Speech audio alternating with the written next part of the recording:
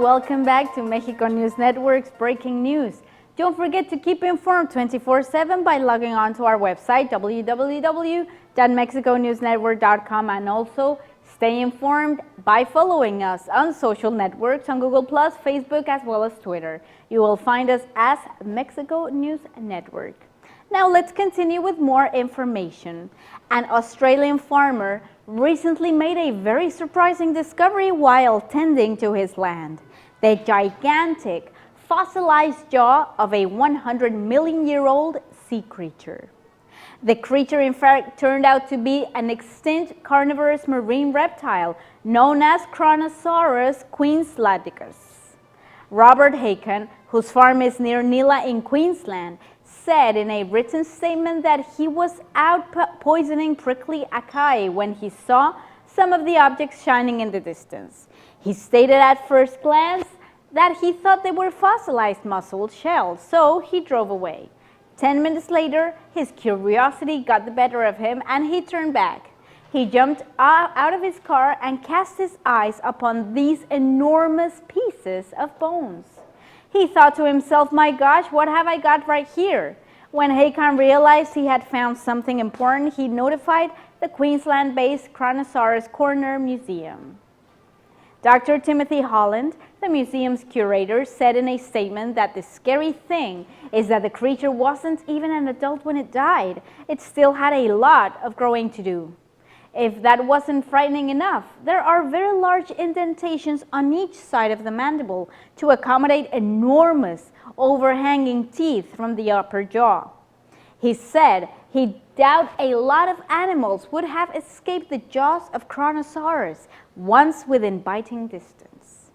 The Kronosaurus dominated Australia's Great Inland Sea during the Lower Cretaceous period. It belonged to a group of short-necked prehistoric marine reptiles called Plesiosaurus. These creatures were so huge that the crocodile-like skull of a Kronosaurus could span more than 2 meters, which is larger than the skull of a T-Rex, and their curved teeth were the size of bananas each. The giant sea creature likely preyed on turtles, giant squids, and even sharks, according to Holland, and the jaws of the Kronosaurus were about twice as powerful as those of large saltwater crocodiles. The complete fossil measures just over 5 feet in length and is 7 inches deep in some places, Holland said in his statement, adding that it is the most complete mandible of a Kronosaurus queenslandicus ever found. The fossil find was put on display at the Kronosaurus Corner back on April 20th. Now in other news, the concept designs of underwater hotels or residential villas have been floated in Dubai, and now a Poland-based architecture firm has served up an ace with plans for an underwater tennis complex in the Emirates.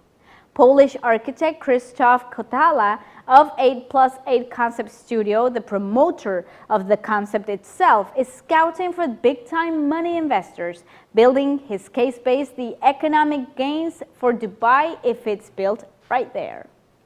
Besides the Emirate, he says Qatar and Japan could also be ideal locations for building such a stadium.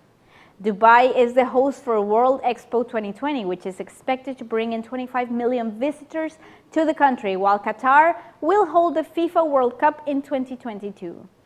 Kotala says that the underwater tennis complex is an innovative approach to sports facilities.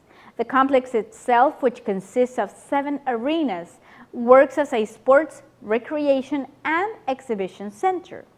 The underwater arena fits into the natural environment because it resembles a coral reef in Dubai. Modern technologies and environmentally neutral materials such as nano cement and carbon glass can be used for the construction. Mr. Kotala reveals that the development cost will run into several $billion, and it could take around 5 years to be built. Now next up, the brand new McDonald's CEO Steve Easterbrook unveiled a turnaround plan for the struggling fast food giant Monday morning, and he did not mince words when discussing the company's problems. He said that the recent performances were poor and that the numbers do not lie. Sales have dramatically fallen recently and the stock has lagged the broader market. To tackle this problem, McDonald's is reorganizing its international operations and plans to franchise more of its restaurants. It in fact wants to have 90% of its locations franchised by 2018, up from 81% currently. McDonald's hopes to save $300 million annually by the end of 2017, thanks to all the restructuring and plans to be more disciplined about spending. But what Easterbrook really wants to change is the quality of the food and stale brand image overall. Now get ready for more new offerings like its recent sirloin burger and artisan grilled chicken sandwich. The company also is testing beef and chicken sandwiches with flavors such as pico de gallo, guacamole, and jalapeno. McDonald's faces tough competition from rapidly growing burgers that are increasingly popular with young consumers. Many consumers feel that burgers from these and other chains, despite being more expensive, taste much better and are made from higher quality ingredients. Mr. Easterbrook stressed that McDonald's has had to innovate a lot more lately. He promised that the company would return excitement to the brand and used the phrase modern, progressive burger company several times to describe the image McDonald's wants to convey and recover. However, at the end of the day, it all comes down to the food. No amount of restructuring can help if the company does not make tasty burgers and tasty fries, of course. During a conference call with reporters, Mr. Easterbrook said that there is enthusiastic testing about new menu items and changes on how consumers order. Easterbrook also stated that McDonald's may also soon feature mobile ordering, self-order kiosk, or other types of technology so customers won't be forced to go to the counter or drive-through window. Still, it all remains to be seen on how any of this will work. One issue that Easterbrook is trying to tackle is the complexity of the menu. There are way too many offerings.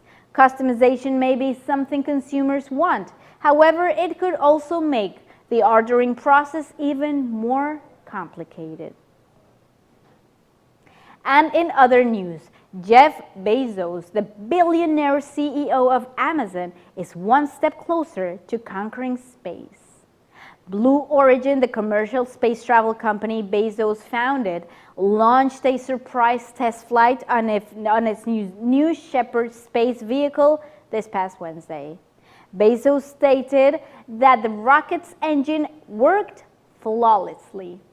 Mr. Bezos said that any astronaut on board would have had a very nice journey into space and a very smooth return. However, he added that the rocket's propulsion module, which was designed to be reusable, was not recovered because of a problem with the hydraulic system. A video posted on Blue Origin's website shows the unoccupied New Shepard blasting off and the space capsule parachuting to Earth at the company's West Texas testing facility. The Amazon top boss isn't only billionaire with space travel company.